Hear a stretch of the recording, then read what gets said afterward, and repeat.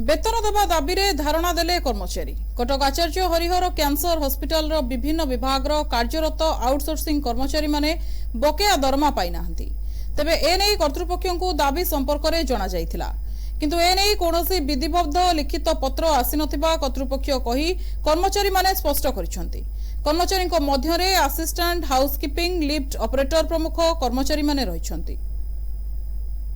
आज्ञा मो ना हूँ सुधांशु महंत आचार्य आउटसोर्सिंग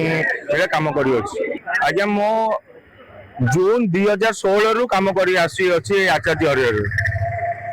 आम समस्या आज अच्छी आज्ञा दरमा को नहीं आमको पर्यंत दरमा दि जाए ना आ दरमा जो आम जाऊँ कहवाई पचारे जाऊँ आम दरमा केवे हम जोटा कि आमको कौन जो पर्यंत एक्सटेंशन लेटर आसी ना से पर्यंत सी दरमा दे पारे ना एक्सटेंशन लेटर ऊपर कौन सी अपडेट न्यूज ना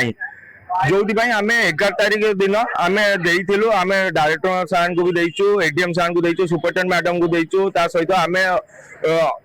जो आमर ब्लू स्प्रिंग रही तार ऑफिस रे भी आम जाइलु लिखित भाव में 15 तारिख दिन आम रिमाइंडर भी लेटर देचु तथापि एपर्यंत आमको केबे दरमा आसियो जे आमको एपर्यंत कौन सी लिखित ना कि मुखित कौन सी उत्तर ना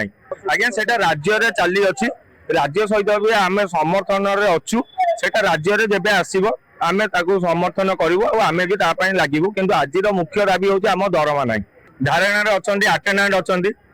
हाउसकीपिंग अछंती लिफ्ट ऑपरेटर अछंती गैस प्लांट ऑपरेटर अछंती आ टेक्नीशियन अछंती जो इलेक्ट्रीशियन ताहार कोनोसी गोटाए पिलार भी आउटसोर्सिंग रो दरमा आसी नाही आज्ञा एही मासर ही बाकी रही एप्रिल मासटा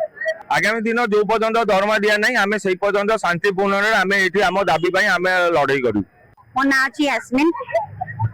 असुविधा ये कि 3 वर्ष काम करूँ ठीक ठाक पैसा पाऊली जनवरी मस बहुत प्रोब्लेम हो 2 मास पैसा मिलूनी से आंदोलन बसचु एडीएम मैडम आम हॉस्पिटल एडीएम मैडम जनइलु से कहले तुम मैंने किए चिन्हू तुमको जी कम लगे एजेंसी पैसा कहो कहली से कहले पैसा मिलने आम दबू कि से कहली से आमको बिल पास करना आम दबू पैसा केमती कहपानी कि आम 2 मास पैसा पाइनु अधिका जो पर्यटन पैसा ना पाइबू आम एमती बसबू